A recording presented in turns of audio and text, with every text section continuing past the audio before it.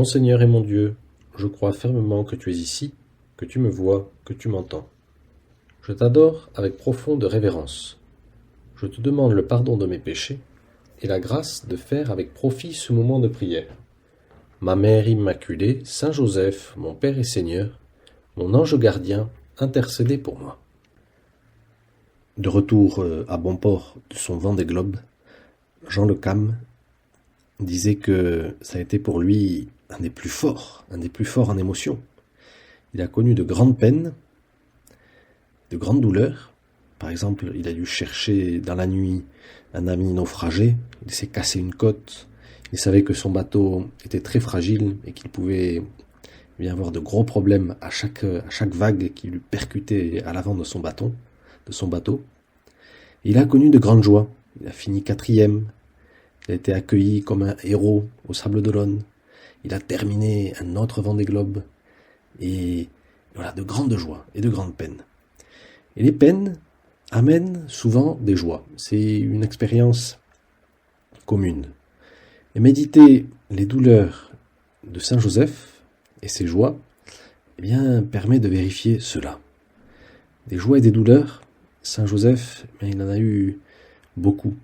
Et à chaque fois, ces joies et ces douleurs sont comme les deux faces d'une même pièce.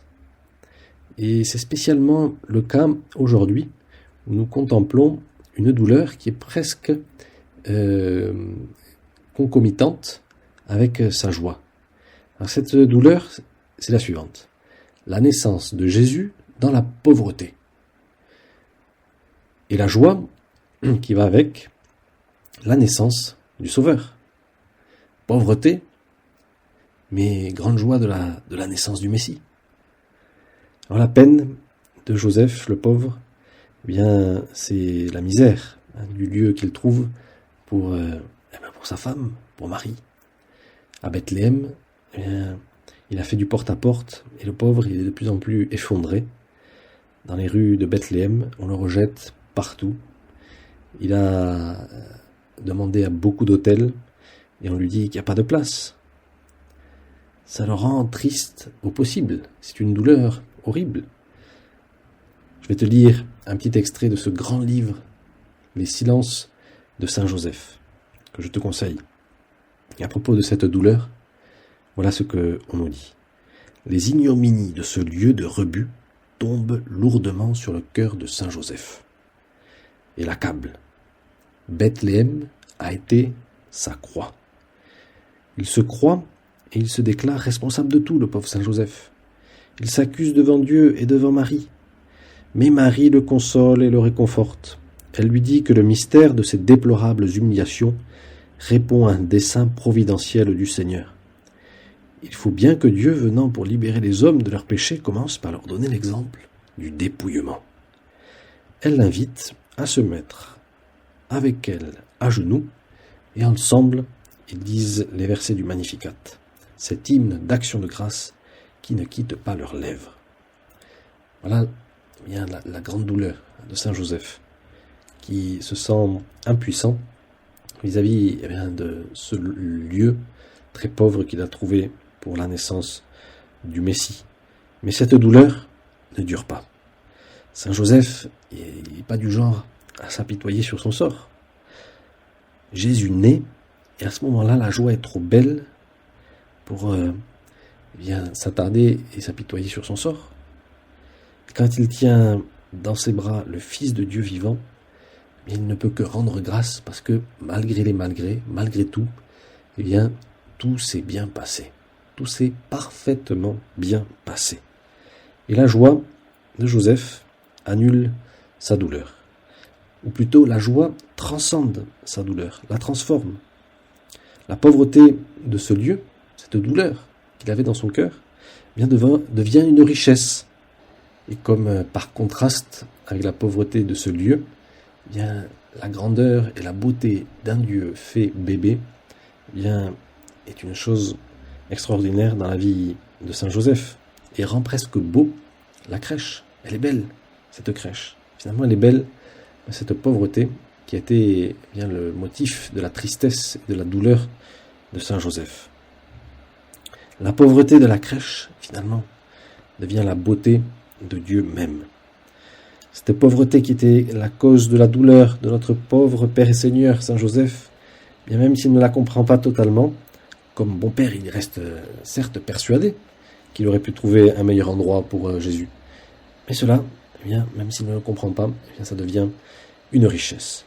Il se dit que finalement, eh bien, les plans de Dieu sont vraiment mystérieux, mais mieux que les siens. Ce contraste entre la tristesse et la joie lui fait dire que dans le futur, eh bien, ce sera une leçon pour lui, de s'abandonner entre les mains du Seigneur et d'essayer de toujours affronter les douleurs, finalement, avec espérance, et en se disant que s'il a des douleurs, ce qu'il faut qu'il fasse, c'est exactement ce qu'il a fait le soir de Noël, c'est de prendre entre ses bras Jésus-Christ, de tenir la main du Seigneur, qui va transformer bien cette douleur en une joie. Jésus, quand il va grandir, il va formuler parfaitement le chemin à suivre. C'est quoi? Mais c'est sa personne. Dans les difficultés, il faut s'accrocher à Jésus, prendre sa main. Alors certes, il va nous conduire au calvaire, mais aussi à sa résurrection. Et cela bien nous conduit à la véritable vie. Jésus le dit très clairement plus tard, quand il sera plus grand, il dit très clairement à ses apôtres cela: votre tristesse se changera en joie. Et c'est l'expérience faite par Saint Joseph dans toutes ses douleurs et dans toutes ses joies, et on peut le voir très clairement bien dans cette joie et cette douleur d'aujourd'hui.